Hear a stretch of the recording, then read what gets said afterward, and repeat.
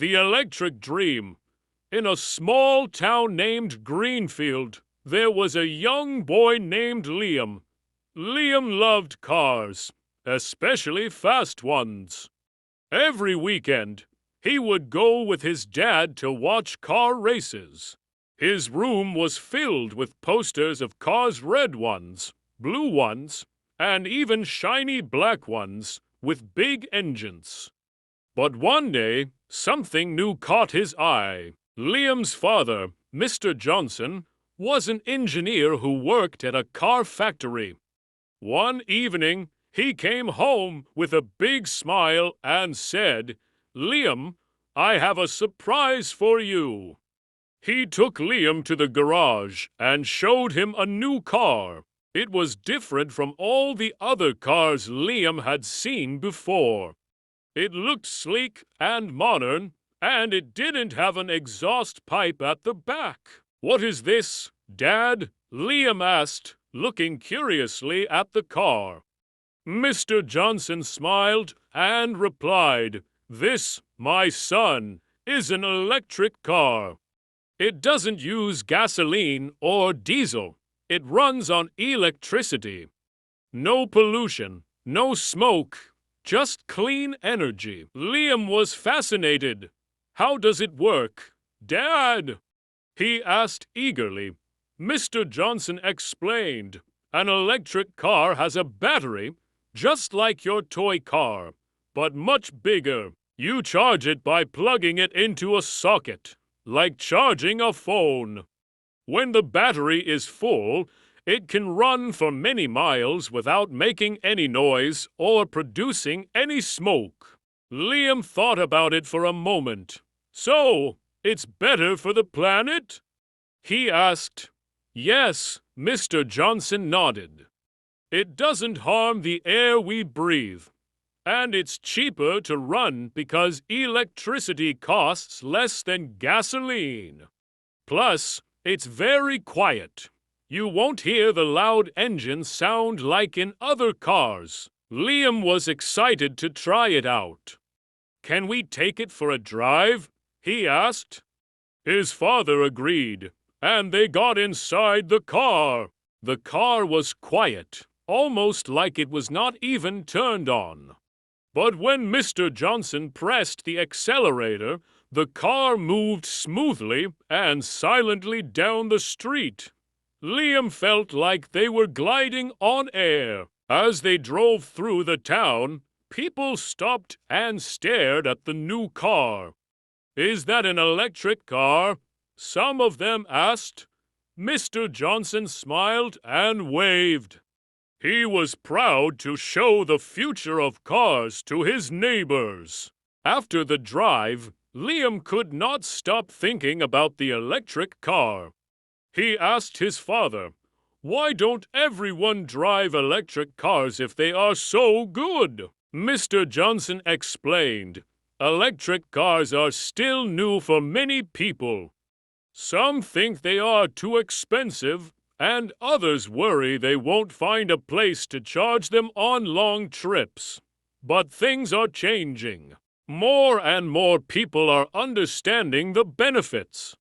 The government is also building more charging stations everywhere." That night, Liam went to bed dreaming about the electric car. He imagined a world where everyone drove clean, quiet cars that didn't pollute the air. He saw himself in a race, driving a fast electric car, winning the trophy, and making the world a better place. The next morning, Liam had an idea.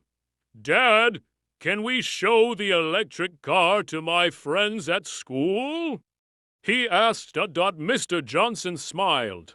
"That's a great idea. Liam, let's talk to your teacher and arrange a day to show it." They went to Liam's school and talked to his teacher, Mrs. Roberts, who was excited about the idea. "This is a great way to teach the children about clean energy and the future of transportation," she said. A few days later, Liam and his dad drove the electric car to school. All the kids gathered around, looking at the car with wonder. Liam felt proud as he explained what he had learned. This car runs on electricity. It's good for the planet, and it's really cool too. Mr. Johnson showed the kids how the car was charged and how it worked without making any noise. The children asked many questions, and everyone seemed excited about the new technology. But one question kept coming up. Can we really trust electric cars for long trips? Liam looked at his dad, who nodded and said, "That's a very good question. We will talk about it more tomorrow, and I will tell you an interesting story about a journey with an electric car." Liam's eyes sparkled with excitement. He knew there was more to learn, and he couldn't wait to find out what would happen next. The next day, Liam's father surprised him again. "How about a road trip with our electric car?" he asked. Liam jumped with excitement. "Yes, let's do it," he replied. They packed their bags, charged the car overnight, and started their journey early in the morning. The car was silent as it moved through the streets. Liam loved the smooth ride and the quietness. As they drove out of the town, the road stretched ahead, and the adventure began. Liam noticed a screen on the dashboard showing how much battery was left. "What if we run out of battery, Dad?" he asked. Mr. Johnson smiled. "Don't worry, Liam, we have a plan. There are charging stations along the way, and this screen shows where they are. When the battery gets low, we stop and recharge. It takes a little time, but we can enjoy the break." After a few hours of driving, they stopped at a charging station. Liam watched as his father plugged the car into the charger. "It's like giving the car a drink of electricity," his dad explained. While they waited, they had a snack and stretched their legs. They continued their journey, passing through fields, small towns, and forests. Everywhere they went, people noticed the quiet car. Some waved, others looked surprised. "Not many people know about electric cars yet," Mr. Johnson said, "but soon they will be everywhere." As they drove, the battery level began to drop again, but Liam wasn't worried. "I know we will find another station soon," he said confidently. They stopped one more time to recharge, and by late afternoon, they reached their destination, a beautiful lake surrounded by hills. Liam and his dad spent the rest of the day exploring and enjoying nature. "See, Liam," his father said, "electric cars are perfect for all kinds of trips.